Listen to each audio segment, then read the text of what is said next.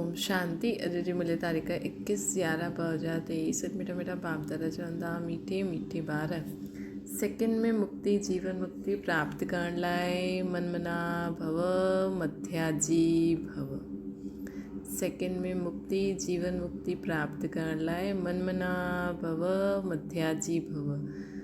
पाप के यथार्थ पहचाने याद करो।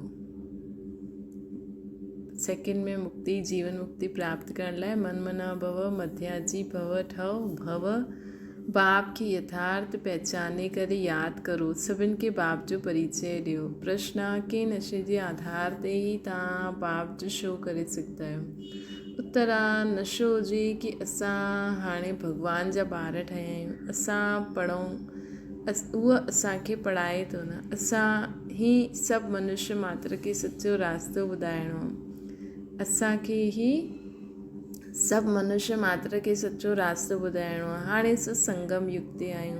हाणे असांजी रॉयल चलन सां बाप जो नाम बालो करिणो आहे। बाप ऐं श्री कृष्ण जी महिमा सभिनि खे ॿुधाइणी। त बाबा जो प्रश्न हो के नशे जे आधार ते ई तव्हां बाप जो शो करे सघंदा आहियूं।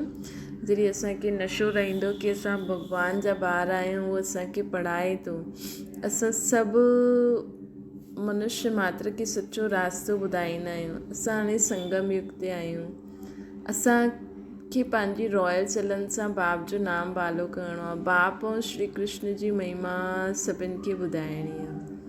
हिन नशे में रहंदासीं कि भॻवानु असांखे पढ़ाए थो, असां हुनजा ॿार आहियूं, तॾहिं असां बाप जो शो करे सघंदासीं। गीता अचण वारी कल्ह जी तव्हां तक़दीर आहियो। अचण वारी कल्ह जी तव्हां तक़दीर आहियो। ओम शांति। ये गीत त ॻायो आहे स्वतंत्रता सेनानियुनि जी। ये गीत त ॻायल आहे स्वतंत्रता सेनानियुनि जो। बाक़ी दुनिया जी तक़दीर कंहिंखे चइबो आहे, इहे भारतवासी न ॼाणंदा आहिनि। बाक़ी दुनिया जी तक़दीर कंहिंखे चइबो आहे, इहे भारतवासी न ॼाणंदा आहिनि। सॼी दुनिया जो प्रश्न आहे, सॼी दुनिया जी तक़दीर बदिल हेल खे हेवन ठाहिण वारो कोई मनुष्य न थी सघंदो आहे। त बाबा चवंदा कि माण्हू त चवंदा आहिनि भई यस, बाबा चवंदा कि सॼी दुनिया जो प्रश्न आहे, सॼी दुनिया जी तक़दीर बदिली हेल सां हेवन ठाहिण वारो कोई मनुष्य न थी सघंदो आहे। हीअ महिमा कंहिंजी आहे, मनुष्य जी न आहे। अगरि श्री कृष्ण जे लाइ चऊं त उनखे गाली कोई ॾेई न सघे। मनुष्य इहे बि न ॼाणंदा सम्झंदा आहिनि कि श्री कृष्ण चौथ जो चंद्रमा कीअं ॾिठईं जो कलंक लॻियो। कलंक वास्तव में न श्री कृष्ण खे लॻंदो आहे, न गीता ते भॻवान खे लॻंदो आहे। कलंक लॻंदो आहे ब्रह्मा खे। श्री कृष्ण खे कलंक लॻाई बि त भॻाइण जी, श्री कृष्ण खे कलंक लॻाई बि त भॻाइण जे लाइ। शिव बाबा जो त कंहिंखे पतो ई न आहे। ईश्वर जे पिछाड़ी भॼिया ज़रूरु, परंतु ईश्वर त गाली खाई न सघे। न ईश्वर खे न श्री कृष्ण खे गाली ॾेई सघंदा आहिनि। ॿिन्हिनि जी महिमा ज़बरदस्त आहे। श्री कृष्ण जी बि महिमा नंबर 1 आहे। लक्ष्मी नारायण जी इतनी महिमा न आहे, ईश्वर जी उहे शादीशुदा आहिनि न। श्री कृष्ण त कुमार आहे, हिन करे उन्हनि जी महिमा ज़्यादा आहे। भल लक्ष्मी नारायण जी बि महिमा ईअं ई ॻाईंदा आहिनि। 16 कला संपूर्ण निर्विकारी। श्री कृष्ण खे त पोइ द्वापर में ॾेखारियो अथनि। सम्झंदा आहिनि इहा महिमा परंपरा खां हली आई आहे। इन्हनि सभिनि ॻाल्हियुनि खे बि तव्हां ॿार ॼाणंदा आहियो। इहे त ईश्वरीय नॉलेज आहे न। ईश्वर ई राम राज्य स्थापना कंदो आहे। राम राज्य खे मनुष्य सम्झंदा न आहिनि। बाप ई अची करे इन्हनि सभिनि जी सम्झ ॾींदा आहिनि। सॼो मदार गीता ते आहे। गीता में ई रॉन्ग लिखियलु आहे न। कौरव पांडवनि जी लड़ाई लॻी ई न त अर्जुन जी ॻाल्हि ई न आहे। इहे त बाप वेही पाठशाला में पढ़ाईंदा आहिनि। पाठशाला युद्ध जे मैदान में थोरी आहे। हा, इहा माया रावण सां युद्ध आहे, जो असांजे मन में युद्ध हलंदी आहे न, ॾाढा सारा संकल्प ईंदा आहिनि, हुन जे विच में असां बाबा जो ज्ञान था ॿुधूं, मन में धारण कंदा आहियूं, मन में यादि कंदा आहियूं, बुद्धि में धारण कंदा आहियूं।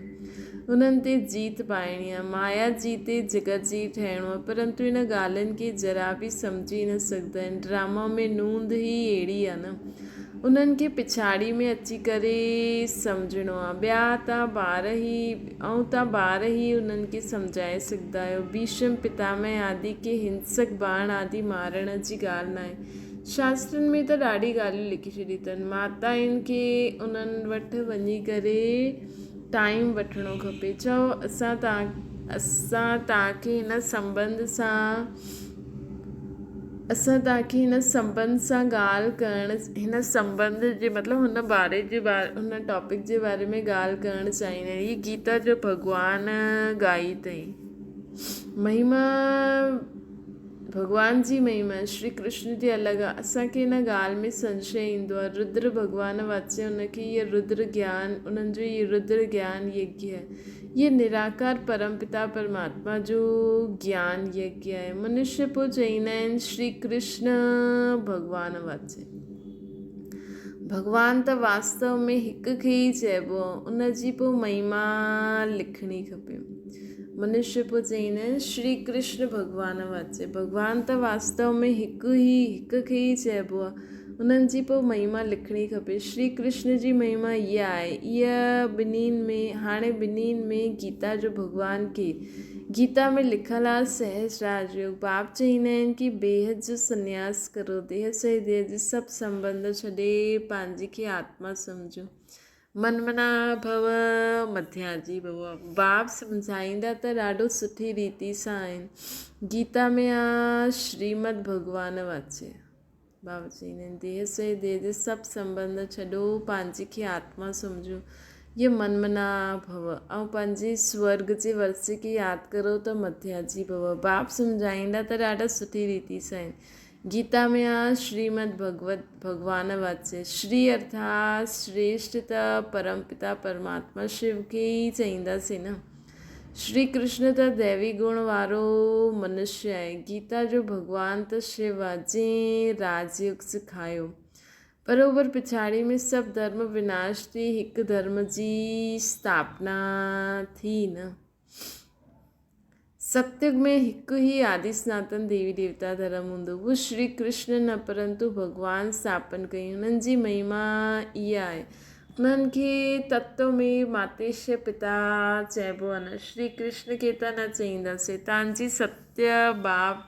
तव्हांखे सत्य भाव जो परिचय ॾियणो आहे त सम्झाए सघंदा आहियो कि भॻवानु ई लिबरेटर ऐं गाइड आहे न, जो सभिनि खे वठी वेंदा आहिनि। तव्हां सम्झाए सघंदा आहियो कि भॻवानु ई लिबरेटर ऐं गाइड आहे, जो सभिनि खे वठी वेंदा आहिनि। शिव बाबा केॾी सारी आत्माउनि खे वठी वेंदा आहिनि न।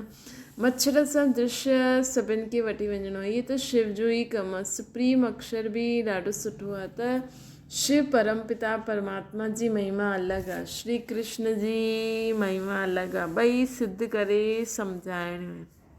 ॿिन्हिनि जी महिमा सिद्ध करे सम्झाइणी आहे। शिव त जनम मरण में अचण वारो न आहे, उहो त पतित पावन आहे। हाणे शिव बाबा ऐं श्री कृष्ण जी महिमा अलॻि अलॻि करे सम्झाइणी आहे। उहो त पतित पावन आहे। श्री कृष्ण त पूरी 84 जन्म वठंदो आहे।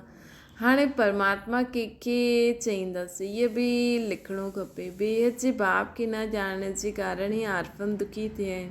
सत्युग में सभु धणका ठही वेंदा आहिनि त ज़रूरु सुखी हूंदा न। ईअं स्पष्ट अक्षर हुजणा खपनि। बाप चईंदा आहिनि मूंखे यादि करो, वरसो वठो, सेकेंड में जीवन मुक्ति। हाणे बि शिव बाबा ईअं चईंदा आहिनि महिमा पूरी लिखणी खपे। शिवाय नमः। उन्हनि सां स्वर्ग जो वरसो मिलंदो आहे न। इहा सृष्टि चक्कर खे सम्झण सां असां स्वर्गवासी ठही वेंदा आहियूं। हाणे जज करो राइट छा आहे। तव्हां ॿारनि खे सन्यासियुनि जे आश्रम में वञी करे पर्सनल मिलणो खपे। सभा में त उन्हनि जो ॾाढो घमंड रहंदो आहे। तव्हां ॿारनि जी बुद्धि में इहो बि रहणो खपे कि मनुष्य खे सचो रास्तो कीअं ॿुधायूं। भॻवानु वाच्य मां हिन साधू आदियुनि जो बि उद्धार करिणो आहे। लिबरेटर अक्षर बि आहे न, बेहद जो बाप ई चईंदो आहे मुंहिंजा ठहो, फादर शोज़ सन, पोइ हाणे सन शोज़ फादर। श्री कृष्ण खे त फादर न चईंदासीं न, गॉड फादर जा सभु ॿार थी सघंदा आहिनि, मनुष्य मात्र जा त सभु ॿार न थी सघंदा आहिनि। तव्हां ॿारनि खे सम्झाइण जो ॾाढो नशो हुजिणो खपे। बेहद जे बाप जा असां ॿार आहियूं, राजा जा ॿार, राजकुमार जी तव्हां चलन त ॾिसणी, बेहद जे बाप जा असां ॿार आहियूं, राजा जी ॿार, राजकुमार जी तव्हां चलन त ॾिसो केतिरी रॉयल हूंदी आहे। त उअं असां बेहद जे बाप जा ॿार आहियूं त असांजी चलन केॾी रॉयल हुजणी खपे। परंतु उन वीचारनि ते त भारतवासियुनि कलंक लॻाए छॾियो अथनि। श्री कृष्ण ते चईंदा आहिनि भारतवासी त तव्हां बि आहियो,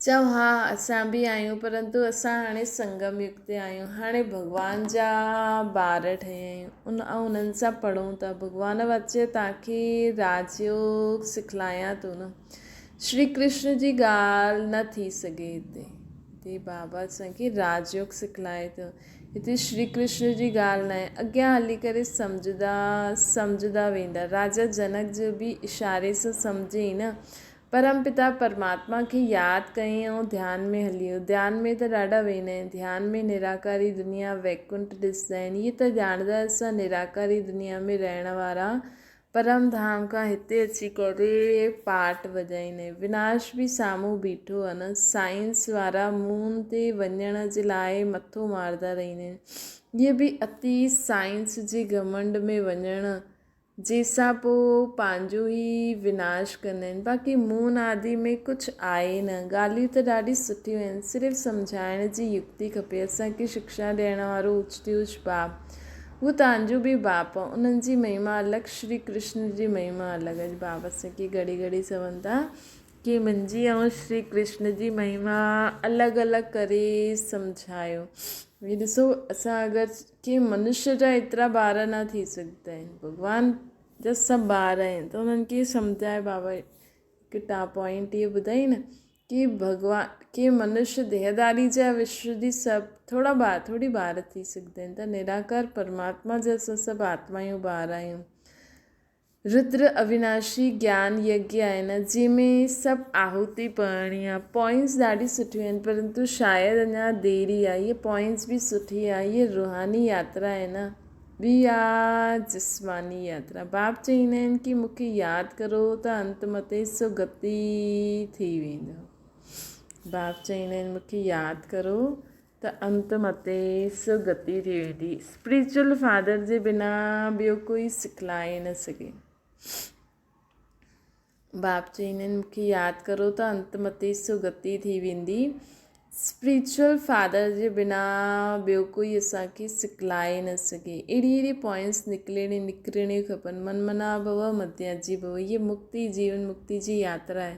यात्रा त बाप ई कराईंदा, श्री कृष्ण त कराए न सघे। यादि करण जी आदत विझणी आहे। जेतिरो यादि कंदासीं बाबा खे ओतिरो ख़ुशी थींदी न, जेतिरो असां बाबा खे यादि कंदासीं ओतिरो ख़ुशी थींदी।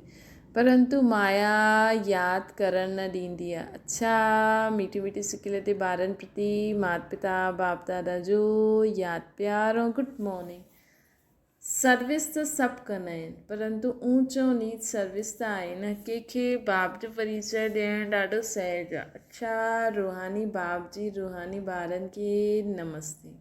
असांजी बि रूहानी माता पिता बाप दादा खे यादि प्यार, गुड मॉर्निंग ऐं नमस्ते।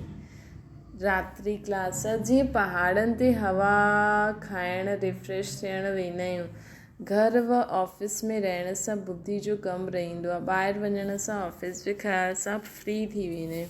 हिते बि ॿार रिफ्रेश थियण लाइ ईंदा आहिनि। अधु कलाक भक्ति कंदे कंदे थकी वेंदा आहिनि। पुरुषोत्तम संगम युग ते ज्ञान मिलंदो आहे। ज्ञान ऐं योग सां तव्हां रिफ्रेश थी वेंदा आहियो। तव्हां ॼाणंदा आहियो हाणे पुराणी दुनिया विनाश थींदी आहे, नई दुनिया स्थापना थिए थी न। हाणे पुराणी दुनिया विनाश थी, नई दुनिया स्थापना थिए थी। प्रलय त थींदी न आहे, त उहो माण्हू सम्झंदा आहिनि दुनिया हिकदमि ख़तमु थी वेंदी, परंतु न, चेंज थींदी आहे। इहा आहे नर्क पुराणी दुनिया। नई दुनिया पुराणी दुनिया छा थींदी आहे इहा बि तव्हां ॼाणंदा आहियो न। तव्हांखे डिटेल में सम्झायो आहे, तव्हांजी बुद्धि में विस्तार आहे, सो बि नंबरवार पुरुषार्थ अनुसार। सम्झाइण में बि ॾाढो रिफाइननेस खपे। कंहिंखे ईअं सम्झायो जो झटि बुद्धि में वेही रहे। त ईअं दिन प्रतिदिन असांखे इहे इन्वेंशन कढणी आहे कि असां हिननि खे कीअं सम्झायूं कि हिकु सेकेंड में सम्झी वञनि। त दिन प्रतिदिन रिफाइननेस खपे। बाबा चवंदा आहिनि कि तव्हांजी बुद्धि में विस्तार आहे, सो बि नंबरवार पुरुषार्थ अनुसार। सम्झाइण में बि ॾाढी रिफाइननेस खपे। कंहिंखे बि ईअं सम्झायो त झटि बुद्धि में वेही वञे। कई ॿार कचा आहिनि जो हलंदे हलंदे टुटी पवंदा आहिनि। भॻवान वाच्य बि आहे, आश्चर्यवत सुनंती कतंती। हिते माया सां युद्ध आहे। माया सां मरी करे ईश्वर जो ठहींदा आहिनि, पोइ ईश्वर सां मरी करे माया जो ठही वेंदा आहिनि। एडॉप्ट थी पोइ फारकती ॾेई छॾींदा आहिनि। माया ॾाढी प्रबल आहे, ॾाढनि खे तूफ़ान में लाहींदी आहे। ॿार बि सम्झंदा आहिनि हार जीत थींदी आहे। इहे खेल ई हार जीत जो आहे न। 5 विकारनि सां हारिया आहिनि, हाणे तव्हां जीतण जो पुरुषार्थ कंदा आहियो। असां 5 विकारनि सां हारिया आहियूं, हाणे असां जीतण जो पुरुषार्थ कंदा आहियूं। आख़िर तव्हांजी जीत थींदी। हाणे बाप जा ठहिया आहियो त पको ठहिणो खपे। तव्हां ॾिसंदा आहियो माया केतिरी टेम्पटेशन ॾींदी आहे। कई बार ध्यानु दीदार में वञण सां बि खेल खलास थी वेंदो आहे। तव्हां ॿारनि जी बुद्धि में आहे, हाणे 84 जन्मनि जो चकर लॻाए करे पूरो कयो। देवता क्षत्रिय वैश्य शूद्र ठहिया, हाणे शूद्र खां ब्राह्मण ठहिणो आहे। ब्राह्मण ठही पोइ देवता ठही वेंदासीं। इहे भुलिजणो न आहे। अगरि इहे बि भुलिजंदव त पाऊं पुठियां हटी वेंदा। ब्राह्मण ठही पोइ देवता ठही वेंदा असां। इहे भुलिजणो न आहे। अगरि इहे भुलिजंदासीं त पाऊं पुठियां हटिजी वेंदो, पोइ दुनियावी ॻाल्हियुनि में बुद्धि लॻी वेंदी। त इन करे बाबा छो चवंदा आहिनि कि घड़ी घड़ी मूंखे यादि करो, सुदर्शन चक्र फिरायो, ताकी असांजी बुद्धि सॼी दुनिया में बि ॾाढो टेम्पटेशन आहे न। माया ॾाढी चकमक आहे, त पोइ दुनियावी ॻाल्हियुनि में बुद्धि लॻी वेंदी। मुरली आदि बि यादि न रहंदी। यादि जी यात्रा बि डिफ़िकल्ट बांसदी आहे। इहा बि वंडर आहे न। कई ॿार जो बैच लॻाइण में बि लज्जा ईंदी आहे कई ॿारनि खे। इहा बि देह अभिमान आहे। गाली त खाइणी आहे। श्री कृष्ण केतिरी गाली खाधी, सभिनि खां जास्ती गाली खाधी आहे शिव बाबा। हाणे पहिरियों शिव बाबा चई भई मूंखे त कोई गाली न ॾेई सघंदा, पर इनडायरेक्ट वे में शिव बाबा ई कार्य करनि था। भले शिव बाबा ॾेखारे में नथा ॾियनि, लेकिन उन्हनि जे कार्य वो जीअं करनि था त माण्हू चवनि था त बाबा चवंदा आहिनि सभिनि खां जास्ती गाली मूंखे ॾींदा आहिनि, पोइ श्री कृष्ण खे, पोइ सभिनि खां जास्ती गाली, पोइ बि सभिनि खां जास्ती गाली खाई आहे राम, परमात्मा राम। पोइ सभिनि खां जास्ती गाली खाधी आहे राम, नंबरवार आहे।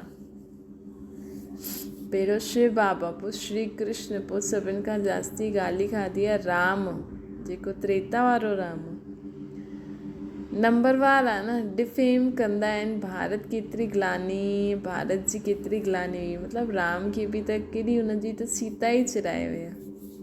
तव्हां ॿारनि खे हिन में डिॼणो न खपे। बाबा चवनि था त कई ॿार बैच लॻाइण में बि डिॼंदा आहिनि। इहे असांजो बैच आहे। परमात्मा खे यादि, इन सां असांखे भॻवान जी यादि रहंदी आहे। माण्हू लॉकेट गले में चेन में पाईंदा आहिनि, अंगूठी में पाईंदा आहिनि। असां हिन रीति पातो, बसि सहज आहे न, छा फ़र्क़ु पवंदा। अच्छा, मीठे मीठे सिकल ते ॿारनि प्रति यादि प्यार ऐं गुड नाइट। धारणा जे लाइ मुख्य सार, बुद्धि सां बेहद जो संन्यास करे रूहानी यात्रा ते तत्पर रहणो आहे। यादि में रहण जी आदत विझणी आहे। ॿियो आहे फादर शोज़ सन, सन शोज़ फादर।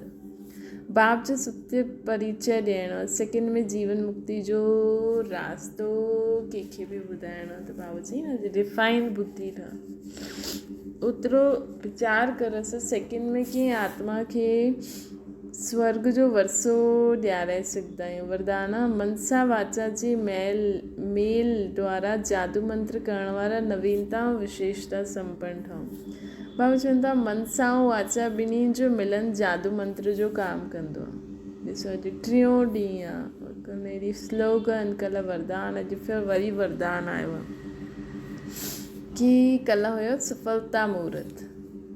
अॼु बाबा चवनि था कि इहे जादू मंत्र जो कमु कंदो आहे। हिन सां संगठन जी नंढी नंढी ॻाल्हियूं ईअं समाप्त थी वेंदियूं जो तव्हां सोचंदा कि इहे त जादू थी वियो। भई मनसा वाचा ॿिन्हिनि जो मिलन जादू मंत्र जो कमु कंदो आहे। हिन सां संगठन जी नंढी नंढी ॻाल्हियूं ईअं समाप्त थी वेंदियूं आहिनि जो तव्हां सोचंदा हो कि इहे जादू थी वियो। मन सां शुभ भावना व शुभ दुआयूं ॾियण में बिज़ी थी वञो त मन जी हलचल समाप्त थी वेंदी। पुरुषार्थ सां कॾहिं दिलि शिकस्त न थियणो। असांखे मनसा वाचा ॿिन्हिनि जो मिलन जादू मंत्र जो कमु कंदो आहे। हिन सां संगठन जी नंढी नंढी ॻाल्हियूं ईअं समाप्त थी वेंदियूं जो तव्हां सोचंदा हो कि इहे त जादू थी वियो। मन सां शुभ भावना व शुभ दुआयूं ॾियण में बिज़ी थी वेंदव। मन जी हलचल समाप्त थी वेंदी। पुरुषार्थ सां कॾहिं दिलि शिकस्त न थींदव। संगठन में बि घबराईंदव न। मनसा वाचा जी सम्मिलित सेवा सां व्यंग मार्ग जी सेवा जो प्रभाव ॾिसंदव त असांखे सदा मन सां शुद्ध संकल्प कंदासीं त असां वॾी वॾी सेवायूं बि करे सघंदासीं। संगठन में रहंदे बि घबराईंदासीं न। व्यर्थ संकल्पनि जी हलचल में न ईंदासीं। हाणे सेवा जी हिन नवीनता विशेषता सां सेवा खे हिन नवीनता ऐं विशेषता सां संपन्न ठाहियो त 9 लख प्रजा तयारु थी वेंदी।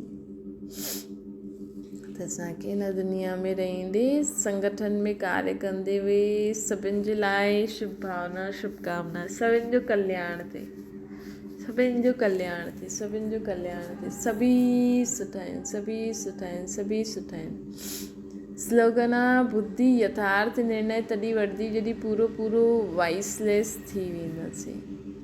मातेश्वरी जी जा महावाक्य। कलयुगी आसार संसार सां सतयुगी सार वारी दुनिया में हलण कंहिंजो सतयुगी दुनिया में वठी हलणु कंहिंजो कमु आहे। कलयुगी आसार संसार सां सतयुगी सार वारी दुनिया में वठी वञणु कंहिंजो कमु आहे। हिन कलयुगी संसार खे आसार संसार छो चईंदा आहिनि? छो इहा दुनिया में कोई सार न आहे। माना कोई बि वस्तु में त ताक़त ई न रही आहे, अर्थात सुख शांति पवित्रता न आहे। त हिन सृष्टि ते कोई समय सुख शांति पवित्रता हुई, हाणे उहा ताक़त न आहे। छो जो हिन सृष्टि में 5 भूतनि जी प्रवेशता आहे। इन करे हिन सृष्टि खे भय जो सागर अथवा कर्म बंधन जो सागर चईंदा आहिनि। बाबा मम्मा चवनि था कि हिन दुनिया में कोई सार न आहे, मानो कोई वस्तु में ई ताक़त न आहे, अर्थात सुख शांति पवित्रता न आहे। त हिन सृष्टि में कोई समय सुख शांति पवित्रता हुई, हाणे उहा ताक़त न आहे। छो जो हिन सृष्टि में 5 भूतनि जी प्रवेशता, इन करे हिन सृष्टि खे भय जो सागर चईंदा आहिनि। ॾिसो कॾहिं बि कंहिंमें 5 भूत प्रवेशता थी वञनि न त माण्हू परिवार में ई माण्हू केॾो हिक ॿिए जे विकार बुराइनि जे वश थी करे ग़लति कमु था करनि। त सभिनि खे भय आहे न, कॾहिं कुझु चई न वठे, कॾहिं कुझु हीअं क्रोध न करे, कॾहिं लोभ न करे। त सृष्टि खे भय जो सागर अथवा कर्म बंधन जो सागर चईंदा आहिनि। हिन करे ई मनुष्य दुखी थी परमात्मा खे पुकारनि था। परमात्मा असांखे भय सागर खां पार करो। हिन सां सिद्ध आहे कि ज़रूरु कोई अभय अर्थात निर्भयता जो बि संसार आहे जंहिंमें हलणु चाहींदा आहियूं। हिन करे हिन संसार खे पाप जो सागर चईंदा आहिनि। बाबा चईंदा आहिनि ज़रूरु कोई त मनुष्य भॻवान खे पुकारनि था त परमात्मा असांखे भय सागर सां पार करे। हिन सां सिद्ध आहे कि ज़रूरु कोई अभय ऐं निर्भयता जो संसार आहे जंहिंमें हलणु चाहींदा आहियूं। हिन करे हिन संसार खे पाप जो सागर चईंदा आहिनि, जंहिंसां पार करे पुण्य आत्मा वारी दुनिया में हलणु चाहींदा आहियूं। त दुनियायूं 2 आहिनि, हिकु सतयुगी सार वारी दुनिया, ॿी आहे कलयुगी असार वारी दुनिया। 2 दुनियायूं हिन सृष्टि ते ई हूंदियूं आहिनि। अच्छा, ओम शांति। बाबा खे यादि करो।